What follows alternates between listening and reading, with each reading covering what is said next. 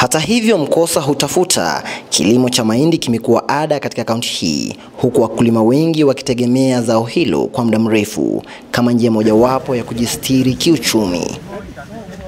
Wasemavyo weledi wa lugha, lililo na mwanzo halikosi kikomo. Kilimo hicho kimegeuka kuwa karaha kuanzia msimu wa upanzi hadi wakati wa kuyauza mahindi yenyewe. Wadau wanalalamikia hasara kuu. Tuko na wakulima wadogo ambao wanapata chakula kwa siku 100 tu.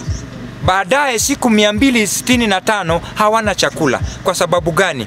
Mchanga imekufa. Mchanga imekuwa na asidi mingi sana.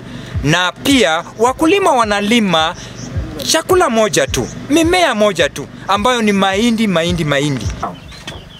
Mwanzo, hawapati mavuno maridhawa kutoka kwa rutuba hafifu. Pili, wapo mawakala wanaopenda kuvuna bila kutoa jasho. Na mbali kuwa ni acidic, mmea huu wa mahindi hauna faida kubwa sana kwa wakulima. Kwa sababu utakuta mwezi wa kwanza wakulima wanavuna, wamesha stock hiyo mahindi kwa store. Wakienda kwa market kuuza, kuna watu tunaoita brokers. Wakisha kuja huku chini, wanawanulia kwa bei yenye wanataka wao, sio bei ambayo wakulima wanataka. Lakini ipo habari njema. Hii leo zaidi ya wakulima 2000 wamejumuika kwa pamoja ili kufaidi mafunzo ya kilimo mbadala kama vile uzalishaji wa alizeti ama sunflower, ambayo inatarajiwa kuwa na faida kubwa. Lakini ukikuza mmea kama huu bila shaka, kwa sababu haina upinzani mkali, inamaanisha kwamba market yake iko juu.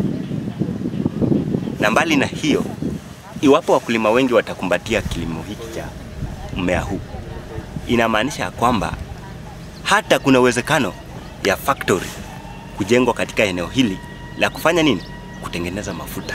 Kulingana na utafiti uliofanywa na mashirika yasiyokuwa ya kiserikali kwa ufadhili wa kanisa la Kianglikana, mbolea ambayo wakulima wamekuwa wakiyatumia kwenye upanzi wa mahindi imeongeza tindikali au asidi mchangani, jambo ambalo limelemaza kilimo cha zao la mahindi kwa asilimia kubwa. Na kwa muda mrefu tumetumia fertilizer ambazo imeathiri mchanga sana mpaka kiwango ambacho mapato ambayo wakulima wanapata ni chini sana.